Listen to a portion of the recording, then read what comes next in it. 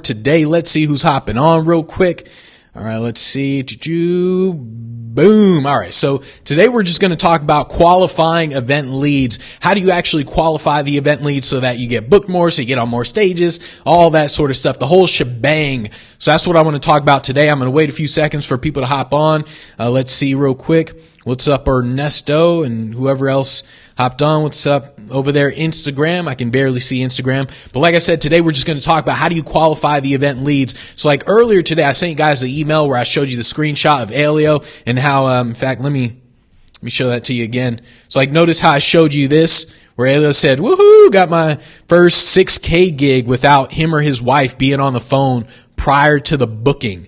And so that's essentially a lot of my gigs, or not a lot. I think, pretty much all of them, maybe like one or two, I've only actually talked on the phone with a person prior to getting booked. And so that's usually how the gigs go, to where you're actually talking to them in an email throughout the entire time, and you don't need to talk to them on the phone until after they actually book you. And so that's ultimately what you're trying to get to. So we're just going to talk about qualifying the events. If you have any questions, make sure you ask the questions, especially you Speak Pro members. All you Speak Pro members keep telling me like, hey, why aren't you doing only inside of our group? Hey, ask some questions. Ask some questions, people. So, whoops. All right, there we go. What's up, Paul? So today, let me get to the notes real quick. So first things first, in terms of actually qualifying the events. How do you qualify the events? I've talked about this before. To all you Speak Pro Academy members, this is just review. Ultimately, what you're doing to get on a stage is you just find the event first with a keyword. Remember, 2-3 days ago, I did the 22 different ways to find events. You just find events. I usually use Google, a keyword search. That's it. You find the events. You put them into a spreadsheet, put them into your CRM, whichever you prefer. Just put them somewhere. Get that list going. Once you have that, you're going to actually start reaching out to them. When you contact them, that is the qualification process. Understand this now. Contacting is qualifying. That is the process. That's why I keep telling everybody, you got to keep contacting people, keep talking to events. When you actually talk to events, when you're actually emailing them, talking to them on the phone, that is when you are actually qualifying them. You're not qualifying them by sitting down, looking at what they're doing, looking at the computer, and just trying to research however many different ways. That is not how you qualify an event. You qualify an event by actually talking to them. What's up, Nick? So that's essentially like what you're really trying to do. And I had this epiphany years ago when I was just getting into the business side. I wasn't even a speaker at the time, just doing entertainment. This is when I saw my friend Rich, and I told you guys about this story where Rich, he just opened up a freaking phone book, started calling some companies in the phone book, and he's like, hey, do you guys ever need entertainment? Oh, no. Okay. Click. Hey, do you guys ever need entertainment? Oh, no. Okay. Click. Hey, do you guys need entertainment? Oh, you do? Okay, cool. Yeah. Can I send you my stuff? So that's what he was doing. His contacting was the qualifying. I learned a long time ago that it's impossible to know whether an event is actually going to hire you or not by looking at them, by researching them. It's impossible to know. Literally 100% impossible to know. You can know that they hire speakers in the past. They've hired speakers similar to you. They're really, really interested in topics like yours. You can know all that stuff. It is still impossible to know in terms of qualifying them just by researching without talking to them. And so because of that, you're ultimately looking in terms of actually talking to them as fast as possible. That's really what you're trying to do.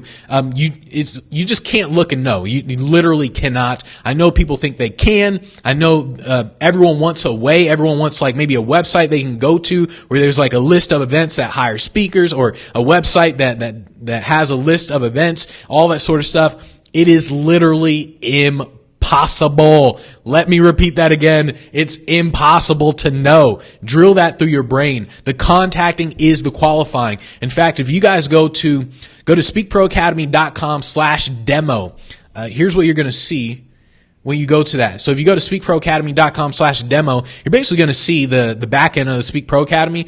And so if you go to Event Finder over here, and everyone that have access to this, Speak Pro Academy members can actually click on stuff, but everyone else, you guys can just see basic stuff like this.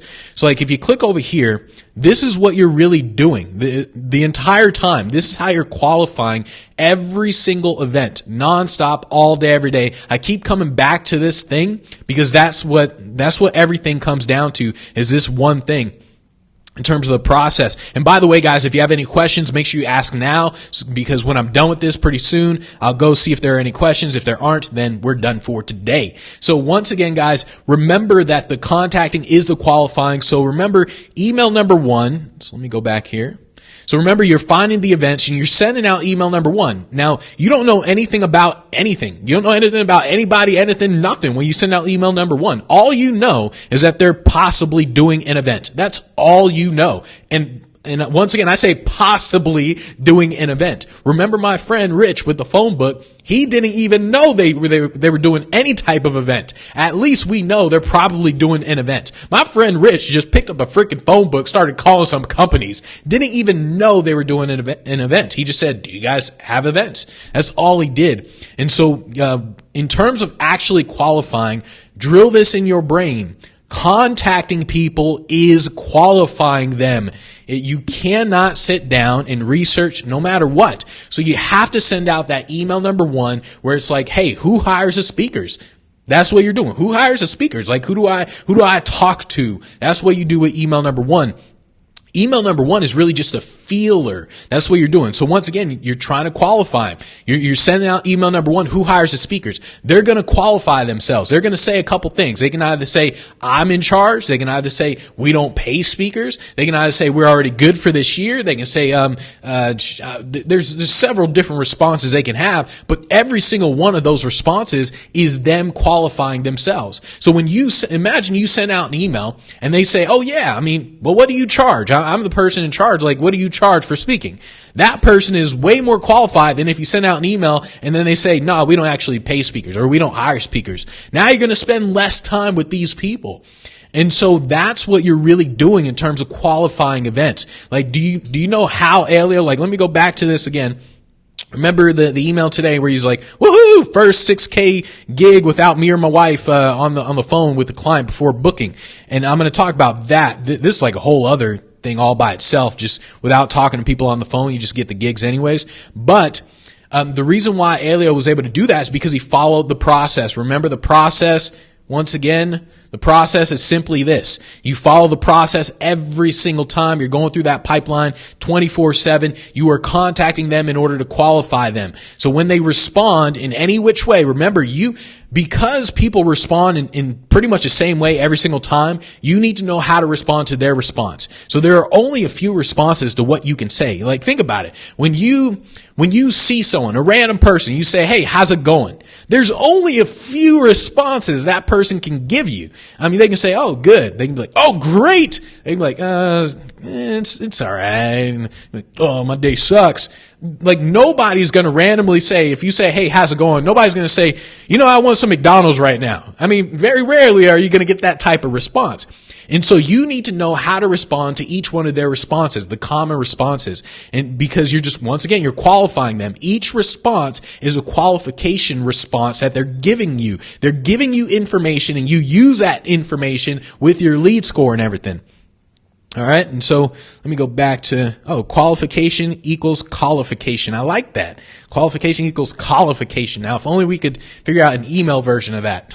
So when you're actually talking to them, when you're sending out an email or making a call, what's going to happen is, once again, a few things. They can either respond to you. They can say, yes, I'm in charge. No, I'm not in charge. This person's in charge. Or, yes, send it to me. I'll give it to a committee, or we don't pay, whatever their response. Or they can just not respond at all. If they don't respond, then once again, you have a response to that. You have your follow-up emails in place, because once again, you've been watching me and I've been telling you to have email templates in place in your CRM and your Yesware and all that. So you have all these follow-up templates in place. So whenever they respond, you're like, all right, bam, got it. I know how to respond to that. Every single point of contact that you have is a form of qualification. What speakers are The reason why speakers don't see them qualifying an event is because they're not putting themselves in a position of power. So this is why I keep saying, like, remember, you got to sound in demand, be in demand, and all that. You're putting yourself in a position of power because the roles are reversed. You have to feel like you're choosing them. They're not choosing you. When you feel like you're choosing them, everything changes. Now you understand, like, hey, I'm qualifying this event. Is this an event I want to do? When an event sends you an email, or when you're talking to the event and you're talking to them and all of a sudden you find out, oh, they're, I don't know, like if I find out they're in Saudi Arabia, or Iran or any one of those places, I basically have to say no. Like I literally have to freaking say no because I'm Jewish. I'm like, I'm not going to go over there and get killed. So it's one of those where you have to understand that you're doing the choosing no matter what. Even if you're ultimately struggling, sure, you're going to be doing less of the choosing, but you still got to operate with that state of mind of I'm doing the choosing. And this is one of the things that I did a long time ago, or I continue to do no matter what, is I always think in terms of where am I going to be? Like, let's say 5-10 years from now, I think in terms of that future version of me. How does that version of me act? And I do my best to act that way today, but at the same time, I understand here's where I'm at today and I don't go overboard with it. So remember how I had the whole thing of what would Tony Robbins do? Someone like Tony Robbins would absolutely, positively never, let's say, talk to someone on the phone. Like, I highly doubt Tony will literally ever talk to anyone on the phone unless you are literally the CEO of $1 billion company. He just doesn't have time for your ass. And so it doesn't matter if you offer him $100,000, whatever, you got to pay him $1 million for him to speak. But if someone did that to me, if someone said, Benji, the CEO of this company, we're going to pay you $100,000, but he needs to talk to you on the phone first. Well, with me, I'd be like, okay, cool. I know Tony wouldn't do it, but I got to do it. I got to be real with myself. I got to do it. And so that's what you ultimately want to do. Even if you're not busy, when you are contacting events to qualify them, you have to think inside of your head, like, hey, if I were busy as all hell, how would I really do this? Because you're really just practicing. That's what you're doing 24/7. You're practicing. This is why before I ever hired anybody, and I don't think I really told anybody this really, before I ever hired somebody, I always use the word we. And like every single time in emails and everything, every time I talked about the business, I always used the word we, even when it was just me. I'm always saying like, oh, we would do this, we would do that, or our business this, our business that. The reason is because I wanted to practice, like, what would it be like when I actually hired somebody? That way, when I actually hired somebody, now I'm just used to saying the word we. And so the same goes when you're actually contacting them, qualifying them. You're practicing sounding in demand, being in demand when you're qualifying them. That way, when you are in demand, it's just natural to you. You don't have to think about it. And so that's what you're really doing in terms of in order to qualify, you're ultimately just contacting them. If they don't respond to you, so let's say you're contacting them, they don't respond to you, understand that it doesn't mean anything. So just understand that when people don't respond to you, it doesn't mean anything. What happens is, what everybody does, not just speakers, I mean human beings. What human beings do is we project. So whatever's going on inside of our head, we project that out into the world. And so when speakers contact somebody, they email somebody or call them, they don't get an answer. They say, oh man, that person's not interested. Oh man, I want to bug them or something. Once again, they're projecting. They're like, I don't want to bug them or anything. It's Christmas time. I mean, everybody's on vacation. I don't really want to bug people right now. Projection. You're projecting at that point. You got to stop projecting. And so when you stop projecting, what happens is everything changes. Well, ultimately, you can't stop projecting. So what you have to do is really just flip around that projection to where it's like, all right, it's Christmas time, New Year's Eve time. You know what? I know most people think that I'm not going to contact people, but I'm going to contact people because that's when they're actually home. Nobody's at work at this point. So I'm going to contact them because they're bored as all hell. What else do they have to do but freaking read emails? So you have to essentially change it. You got to be delusional to an extent. And so if they don't respond, don't project, just follow the sequence. Just go through the sequence of the follow-ups. And this is why in the beginning I tell people you got to be more aggressive in the beginning with your follow-ups, just because what's going to happen is when you follow up with somebody a few times, one day they're just going to be like, oh yeah, okay, yeah, we're going to hire you. And you're going to realize to yourself, like, damn, I almost didn't follow up with these people. Like, I almost didn't do it, but Benji told me to keep following up, and damn, it actually works. And so when you realize it worked one time, then you'll keep doing it. That's what happened to me. I'm sitting there. I didn't really follow up much because I was doing so much at the time. Just like, shoot, let me just freaking send out first email. Whoever responds, I'm going to respond to them. Whoever doesn't respond, I'm going to ignore them, whatever. And that's what I was doing. And until one day, it was an event where the guy seemed interested, and so I'm talking to him, but then he would just ghost me. And I'm like, what the hell? The dude seemed interested, and then he ghosts me, and I'm following up like 7-8 times. I'm like, what the hell? And then like on the 8th time, he would be interested again, and then all of a sudden I'm like, okay, cool, back on. And then all of a sudden, once again, he ghosts me again. I'm like, what the hell? I felt like I was freaking in, like, going through this whole dating thing where it was freaking weird. I'm like, what the hell? This dude seemed interested, and he's not. He's interested, and it's like he studied seduction or something. And so, because of that, and after I did eventually get the gig, it was really just because he was busy. That's why he just didn't respond. But after that, I realized, like, hey, if I didn't follow up with this guy, I never would have gotten the gig. And so once you start doing it, then you'll realize, like, hey, I'll get more gigs by following up more aggressively in general. And so the way you're ultimately going to qualify them is you contact them, you follow up them, you just keep doing it nonstop. Yeah, that's pretty much what you're doing. So what did I put here?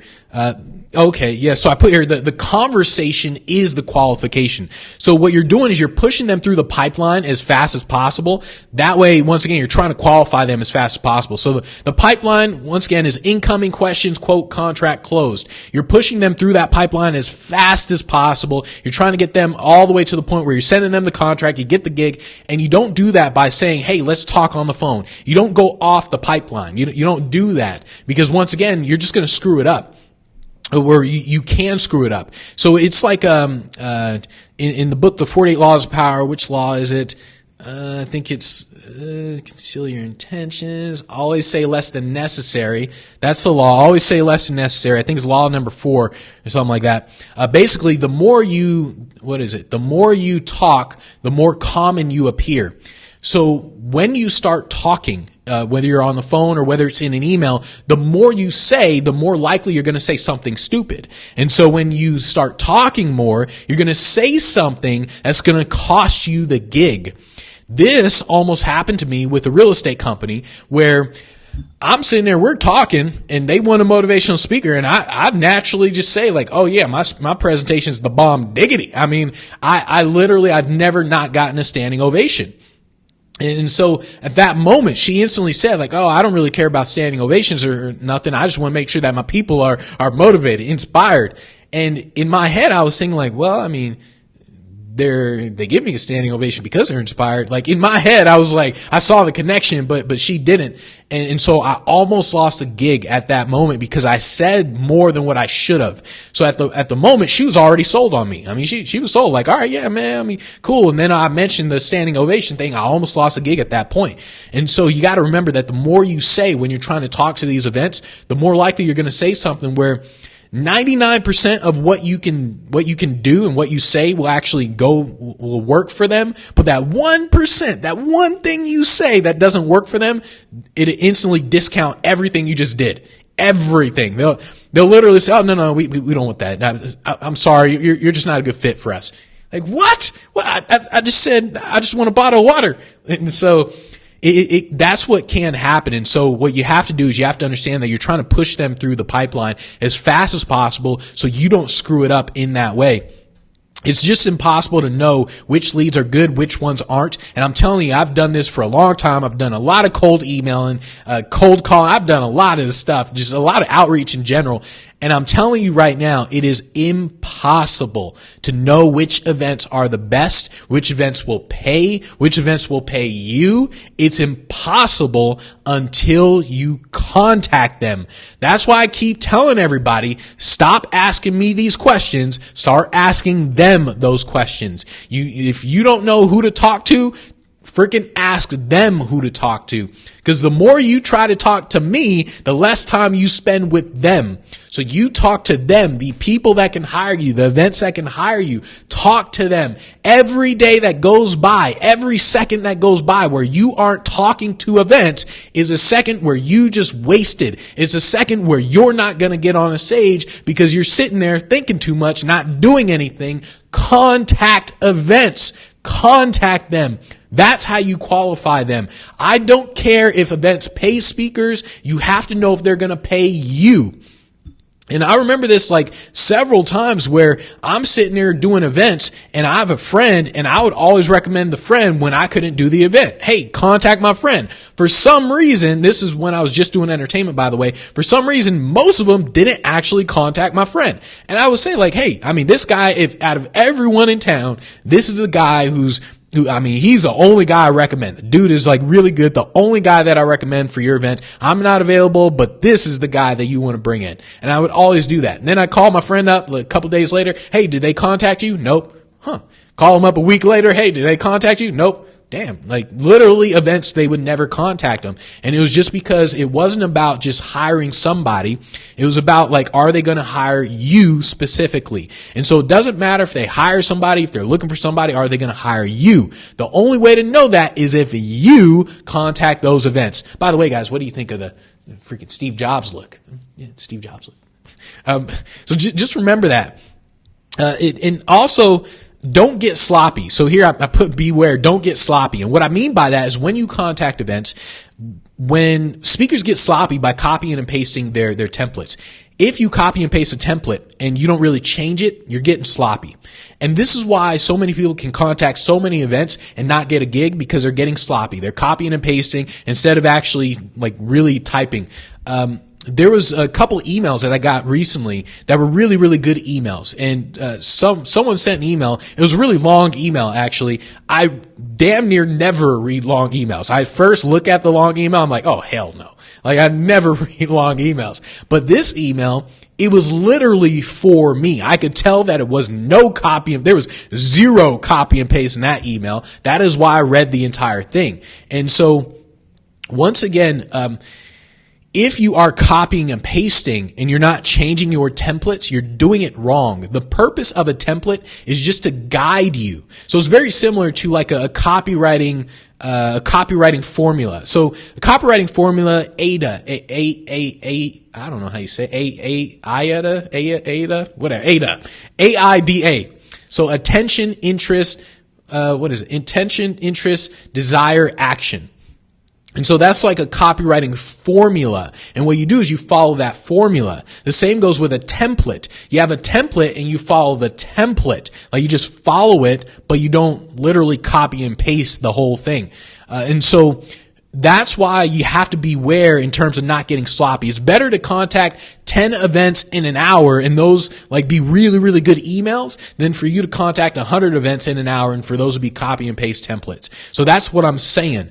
Beware of getting sloppy when you're trying to contact and qualify events. You need to have actual conversations in order for this thing to work. The actual conversation in terms of qualification is, once again, remember, at any moment in time, you can say something that's going to lose you the gig. Think about it. I mean, dating is a perfect example for sales, like perfect example. Think about it with dating. With dating, you don't know anything about a person before you talk to them. You know zero about a person, like absolutely zero. You can look at them and you try to guess stuff, but every single thing that you guess is going to be wrong, or maybe most of it's going to be wrong, right? So most of it's going to be wrong. And so the only way to know them is to actually talk to them. As you talk to them, you can actually say something that gets them interested in you, or you can keep talking and say things that literally loses the interest. Same goes with an event. When you're talking to events, you can say things that gain interest, and then you can end up saying things that lose interest in you. So you need to know how to sound in demand. This is why I keep saying you guys got to know how to sound in demand. Make sure you're sounding like, hey, I'm booked up like crazy. You gotta learn how to create that feeling. It's really, really hard to do that in an email. It's easier to do it on the phone, but you got to master that ability, because once again, contacting is qualifying. But remember, at the same time, when you're talking to them, Don't say something dumb because you're going to lose the gig. So this is why you have to learn how to have these conversations, like real conversations. So ultimately what you're doing when you're contacting them, you're just sending them to your website. Remember, that's the purpose of your pitch, is to send them to your website. You are not selling them on a $10,000 speech, $6,000 speech. You're not selling them on that speech in that email. Your website does the selling. Your email gets them to your website. That's the whole purpose. That's the whole sales process. And so as you're actually talking to them, remember, you're check marking your lead score off. As you talk to them, you're like, okay, this event looks pretty big, about 300 plus people, check mark. This is an annual event, annual employee event. All right, check mark. That's what you're doing as you're talking to these events, because once again, you're qualifying them. Remember, you are doing the choosing. You are qualifying the events. Every single event you talk to, you're like, I don't know if I want to do this. I'm going to think about it. You offer me $1 million. I'll think about it. I mean, just scrub money, $1 million of chump change. I don't need that money. So remember, you are picking the event. That's how you really need to think about, or that's how you really need to think. And then every single event that you talk to, everyone that you're conversating with, especially the ones that you get booked with, those are the ones where you go back and you look at the email conversation. You look to see, how did I talk to them? How did I qualify them? Like, what did I say? And you're looking at all that. You're looking at the lead score. You're going back and you're looking at everything that you can do. You have to talk to as many people as possible. I can't stress this enough. Talk to as many people as possible. Every day that you go by where you're not talking to people is a day that you just lost some money. Every single day. And so you're doing it, you're not doing it with like a spray and pray mindset, by the way. So the spray and pray mindset is that, oh, let me just get my template. I'm just going to write a template, a LinkedIn template, and I'm just going to send it to 1 million people. Hopefully somebody's going to respond. You're not doing that. So remember, it's better to go slow and only contact 10 leads in an hour, but you've actually talk to them like you're actually having a conversation, versus you to just spray and pray. You just freaking get a template and just send that to everybody. So it's better that you do that versus that one. And so keep that in mind. You're ultimately just trying to hone in on the right events by talking to them. So once again, in case I didn't say that enough, contacting is qualifying. You got to talk to events. You got to start having conversations with events. So let's see if there were any questions. If there are no questions, then we're done for today. Let's see if there's anything else. All right, so let's see if there are any questions. All right, so you said, howdy, been on a few. Okay, glad to be back. All right, glad to have you back, Sherry. So let's see. Wani said, what tweaks can you make to the outreach process if you keep getting responses that they already fired a speaker or aren't having a speaker for their event? What, fired a speaker? I never had that response. Someone fired a speaker. Like, what happened? They spoke. They were like, this dude sucks. Get off the stage, like in the middle of his presentation, or what? Like, what do you mean fired a speaker?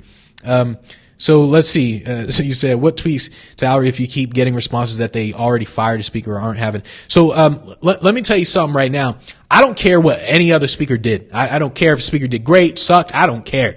I literally do not care. They can be like, we'll never hire a speaker again. We just had this guy, dude sucked, horrible. We will absolutely never hire a speaker again. I'll say, okay, great. If you change your mind, here's my website. I don't care what they tell me. I literally do not care.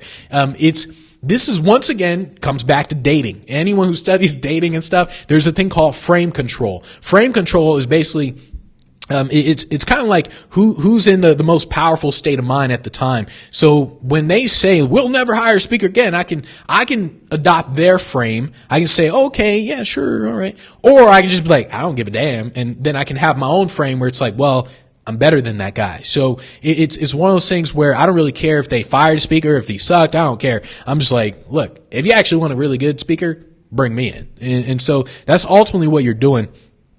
Yeah, I've never, in terms of the fired, I don't know about the fired part. Aren't having a speaker for their event. And once again, if they aren't having a speaker for their event, so my whole thing, there are times when I do use template responses where I won't change a damn thing in that template.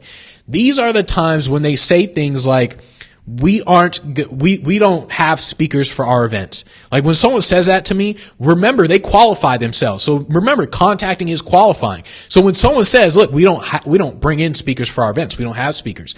I'm not going to spend a lot of time trying to convince them otherwise, but I will respond to them.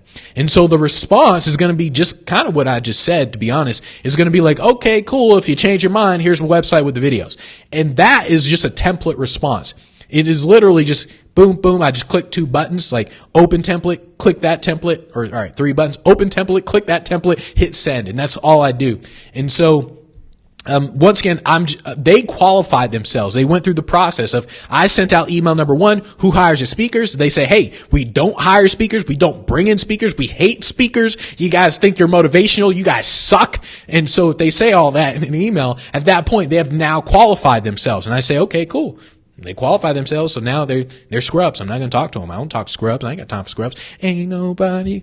What's that scrub song? I forgot the scrub song. All right, so let's see. Wani said, if they aren't answering by the 3rd email, how do you pitch them if they don't know anything about their group or event? Well, there's no possible way they can not know anything about their group or event. So, Wani, once again, you got to start contacting people, Wani, because once you start contacting people, you realize that these questions, your questions are going to start changing. This is why I keep telling people, start contacting people and your questions are going to change. The reason why you have these questions is because you haven't contacted a lot of events. When you contact a lot of events, the questions are very different. And so, you're asking what if questions. You're playing the what if game. Every day you play the what if game, you're going to lose. Every single day you play what if. What if this? What if that? What if this? What if that? What if this? What if they do this? What if they do that? What if they do this? Don't actually ask what if until it actually happens. And so this is why I tell all Speak Pro Academy members, post conversations in the group, because when it actually happens, we can go over it. Because very rarely will that ever happen. Like, damn near never will I contact somebody who's literally in charge of the event where they say, I don't really know much about our event. What? Aren't you in charge? Aren't you putting on the event? What you talking about? You don't know about your own event. Man, come over here for a pimp slap, man. I got my baby powder. Come on, man. What are you talking about?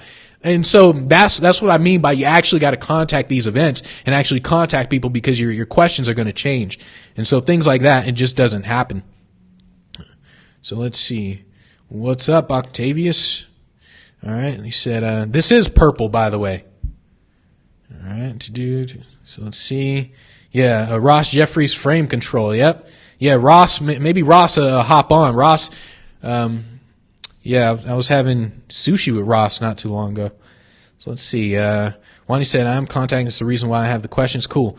All right. So, all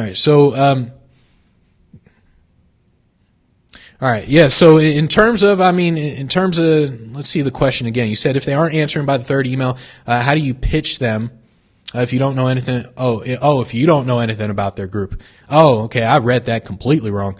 If you don't know anything about their group, what you're doing when you're pitching the events is there's a couple ways to follow up. So remember how I told you guys a while ago, you can follow up by literally copying and pasting the same pitch. Like you just copy and paste. You pitch them and then they don't respond. You're just like, all right, let me pitch them again. Copy and paste, copy and paste. You can do that a couple times because the psychology behind it is, they may feel like that you don't know that they received the email, which is why you're sending the same email again, which means they're definitely going to respond to you even if they say no. And so that's the psychology behind that. But if you follow up a couple times and they don't respond, what you're doing is with your follow-ups, you're extending the follow-ups. So in the beginning, you follow up more often. So let's say I send an email today, you don't respond. I wait 5 days and I send another email, you don't respond. I wait another week, I send another email, you don't respond. Wait another 2 weeks, you don't respond. Then I wait like a month, and then I send another email. Then I wait 2 months, I send another email, and that's what I'm really doing.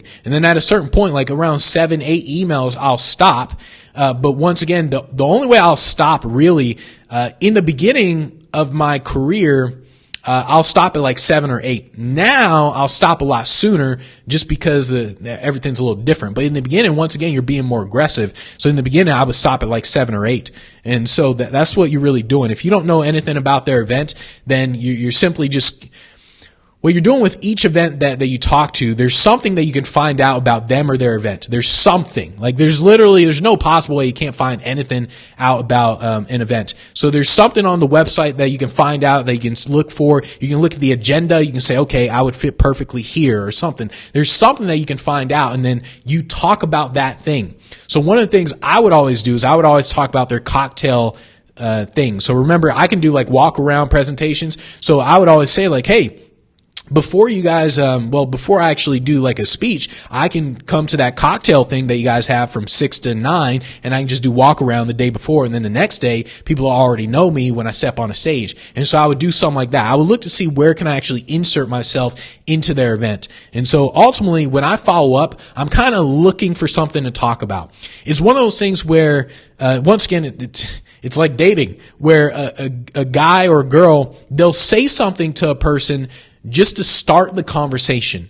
It's not even something they may want to talk about. They just say it just to start a conversation. They'll just say like, I don't know, I like that watch you have. Oh, nice watch, right? It's not that they want to talk about watches. I mean, they don't want to talk about watches. They just say something just to start the conversation. That's what I do with events. I'm kind of just looking to see like, what can I use to just start a conversation? Okay, I see that they have the event in Florida. Okay, how can I use this to start a conversation? Like, that's literally what I do in the follow-ups, and that's ultimately what you're trying to do. So let's see. Ari said, I've noticed that some people are opening my email but not clicking on my website, and some people are not opening my email at all. Can I post it in the group? Can I post in the group the emails that I send out so we can analyze them? Yeah, of course. Definitely post inside the group the emails, and we'll all analyze them. All right. So we are good to go on those. All right. We're good to go. So I will see you guys tomorrow, 9 a.m. Pacific time. So take care, everybody. And Ari, make sure you just post that inside the group, post the emails. All you Speak Pro Academy members, post your conversations inside the group so we can go over those, make you guys sound more in demand. Make sure you guys are getting on stages like with Elio, just got a 6K gig. In fact, I'll do a whole thing, on basically how to get the gig without talking to them on the phone, because, I don't like talking to people on the phone. I mean, I admit it. I don't like talking to people on the phone, so I don't want to talk to events on the phone. I want to get the whole gig without talking to people on the phone. So maybe I'll do a whole thing just on that. So thanks, everybody, for showing up. I will see you guys tomorrow, 9 a.m. Pacific time. Take care, everybody.